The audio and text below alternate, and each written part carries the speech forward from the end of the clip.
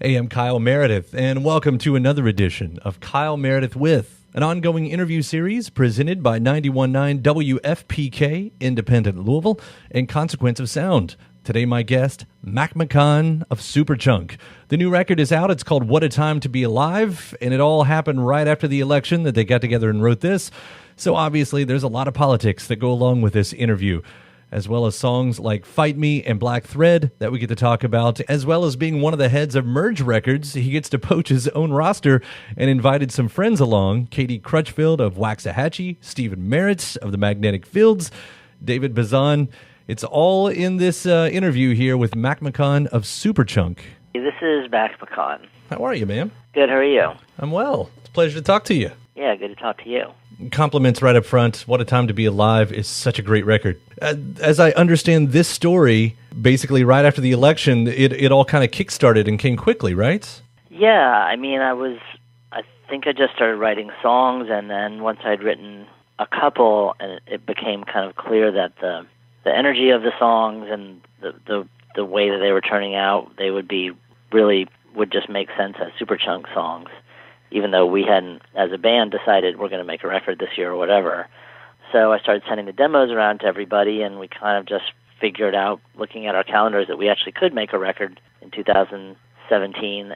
So we did, and it felt like once we started working on it, we should just go ahead and do this and put it out as soon as we can, kind of thing. So at that point, I mean, it had been a few years, right? A handful of years since the last Superchunk record? Yeah, I think 2013 or something. So by the time this one actually came out, it had been almost 5 years, which wasn't really planned on. You know, we hadn't planned on taking that long or whatever, but just our schedules and John playing with a couple different bands, just kind of, you know, I did a solo record in the meantime, and so everything just kind of conspired to have it be a little bit more of a break than we had talked about. But then, like I said, once I started writing songs for this record, it became clear that it should be a Superchunk record. Then we just made it happen. I know that happens with a lot of bands. I mean, you guys have been more or less making music for 30 years or so. I mean, that happens. The space kind of gets, you know, a little bit longer, and I think I hear that from every band. Like, well, we didn't mean for it to take that long. Time really does fly by, and like I said, especially when everyone's busy with other things. But yeah, it's been awesome having the new record out and playing shows, and people seem to be liking the record. So yeah, it's great gratifying in that way. Now, to be, you know, inspired because of what was happening, did you find yourself writing directly towards any specific incidents or causes, or did you try to steer away from that? Well, I think that I was certainly inspired or spurred on by certain moments and things, even though I was I'm trying not to be. I mean, I think in general, songwriting, writing the lyrics for songs is a balance between being specific enough to have a connection to the real world and, you know, resonate in that way, but then not so specific that it only means something to me or to one person or 5 people or whatever, you know, broad enough to kind of connect with other people. And so, you know, there was definitely moments. I mean, I think that when I wrote I Got Cut, I think that the first line of that song, which is "All these old men won't die too soon," was spurred on by seeing this photograph in the newspaper of Trump and all these old guys standing around. He's sitting at a desk, and they're standing around. They're all smiling about the fact that they just signed a proclamation that would, you know, make it harder for women all over the world to get health care, basically. Just moments like that, you know, which, you know, you don't want the record to become a series of news stories because that's boring, you know. No one wants to hear that. But at the same time, you can't help but not just have certain things kind of, you know, set you thinking about a certain thing, or just certain moments feel emblematic of a bad direction that things are going, you know. Well, and it's interesting too, because you write a song and it might mean one thing, and then with everything that's happened with its administration, it suddenly becomes repurposed. I had a little chuckle as I was listening to Fight Me, and the entire news cycle that day was all about Biden and Trump challenging each other. So funny. I hadn't actually thought about that, but yes, it's true that it is appropriate more some days than others, I guess. It's the interesting thing about a record like this, because, you know, it just keeps happening. You know, these things keep happening, and your songs keep meaning something different.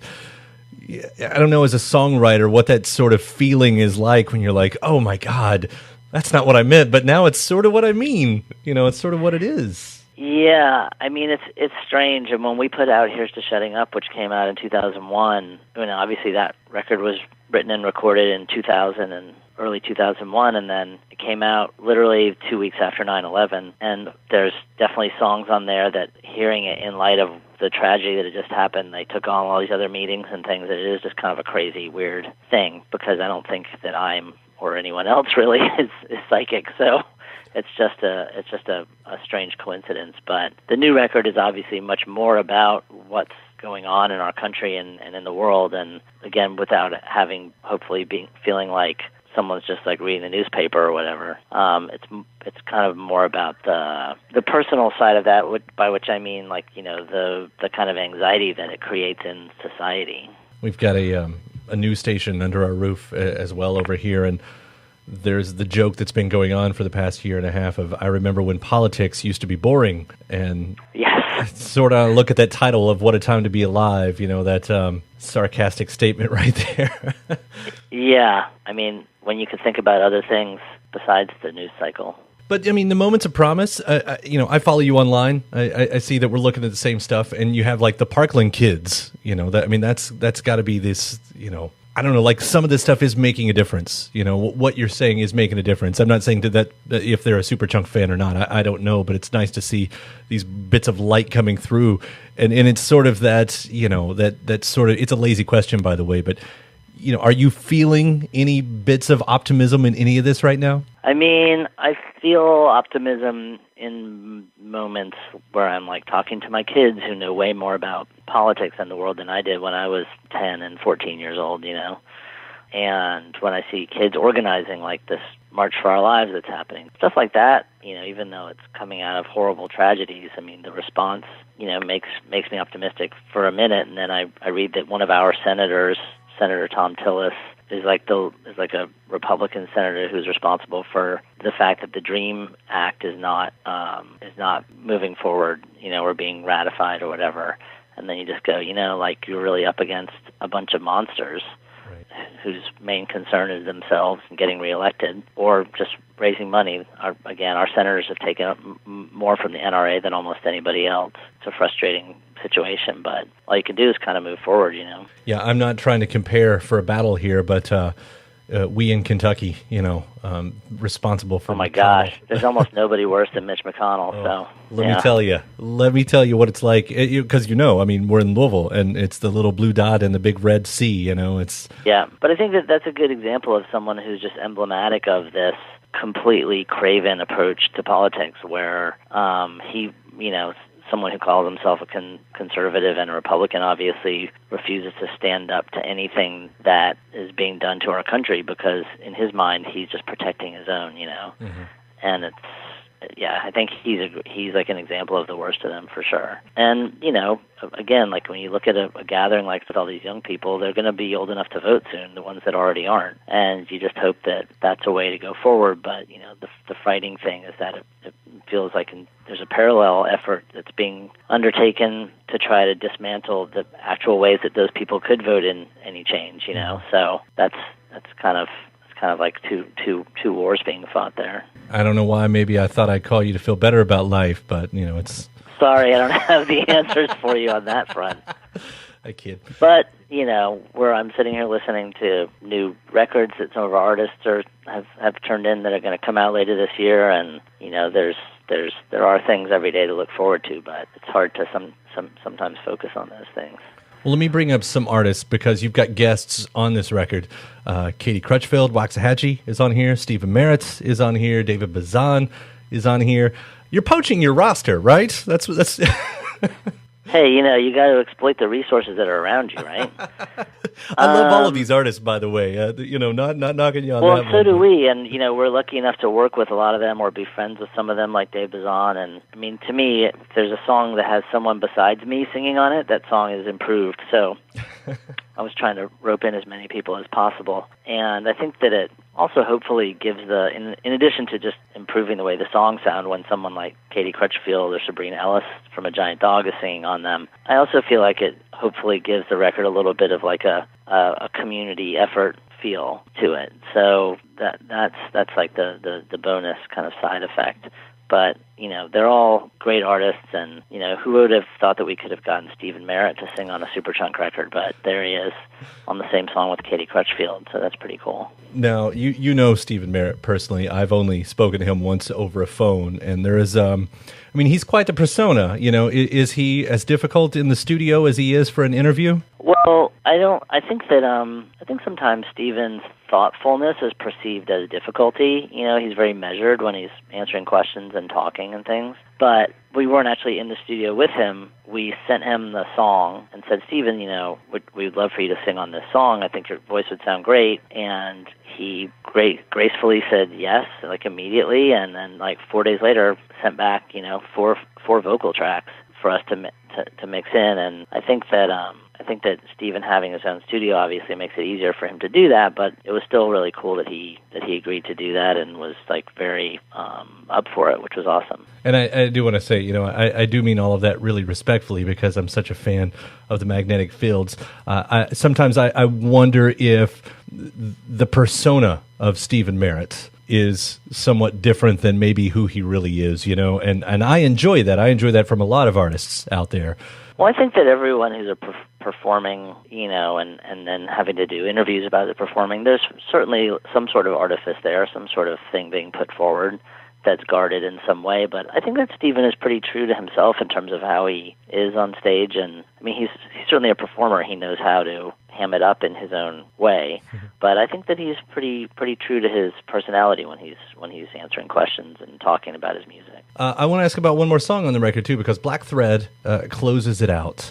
Seriously catchy song, instantly catchy, but it's quite a different mood from the rest of the record. What's the story there? It is, and that's kind of how it ended up at the end of the record. It was one of the few songs that, maybe the only song, if I'm remembering correctly, where the demo was written on acoustic guitar, where I wrote it on acoustic guitar. And so I think it kind of, sometimes you listen to demo enough times and it gets so stuck in your head that it's hard to get your mind around the song being completely different than that in the end. And I think it's good to be able to break away from that when you can, but I think that because that original was on acoustic and it had just a little bit of a different feel to it, we kind of stayed truer to that demo feel, and we left a little bit of that acoustic angle in the final song, which again does make it kind of different from the rest of the record, and I think that's why it ended up being the last song. And I think it's just, compared to the rest of the songs, maybe just stepping back or to the side or something and thinking about anxiety or depression or something in less of a I'm in the middle of it kind of way, and more looking forward, trying to get out of it, looking forward to a time when you're maybe not thinking about all this stuff that's happening in the world 24 hours a day. It's a cool way to close the record, and like I said, I liked it. It sort of reminded me a little bit of your stuff as Portastatic, which I was a huge fan of. I've been a huge fan of that. I Want to Know Girls, by the way. Side note here, one of my all-time favorite songs. Such a great song. Oh, thank you. Yeah. Well, when we were making that song, and we got Skylar Gudaz to sing on that song, she's got a beautiful voice. She's singing backups on that. I think the tempo and the harmonies and stuff was making me think of Teenage Fan Club, which is one of my favorite bands. So we did talk about maybe not even having it on the record because it is so different from the rest of it, but I think it's a nice kind of little breather at the end there. By the way, and side notes while we're at it, that Teenage Fan Club record, the most recent one with Here, man, that's a great one. That is a great one, I agree. Thanks for putting that out. Oh, it's our pleasure. It's amazing to me, the bands that we get to work with, Yeah. Is there anything that you're allowed to, that's already been announced, what you're looking forward to this year? Well, there's so much stuff that's even just coming out this spring. Speaking of people that we get to work with, that who would have thought, when we started this label, we put out this Tracy Thorn record recently that's incredible, and there's a new Titus Andronicus. Stuff that hasn't come out yet is the Y Oak record is incredible, and just announced the Tracy Ann and Danny album, which Tracy Ann from Camera Obscura, right, a band that we used to work with, and this is her new band, and it's really beautiful. If people like Camera Obscura, they'll love that record. Well, I'm such a fan of the label. I'm such a fan of Superchunk. I'm always happy when there's a new album out, and the nice thing about this record will long outlast this administration, and I think that's important to God, say. let's hope so. You never know. This guy could try to appoint himself president for life any day now. It wouldn't surprise me. Let's hope not. But Let's hope not. Yeah. Thank you, Mac, for the call and for the music. Yeah, thank you. Thanks a lot. All right. Take care. Have a good one. Bye. Hey, thanks to Mac from Superchunk for giving me the call today. The new album is called What a Time to Be Alive, and it's out now. Don't forget to subscribe to Consequence of Sound's YouTube channel to keep up with your favorite artists and interviews, and head over to WFPK.org. That's where I'm doing a show every Monday through Thursday from noon to 3 Eastern. I'm Kyle Meredith. I'll see you next time.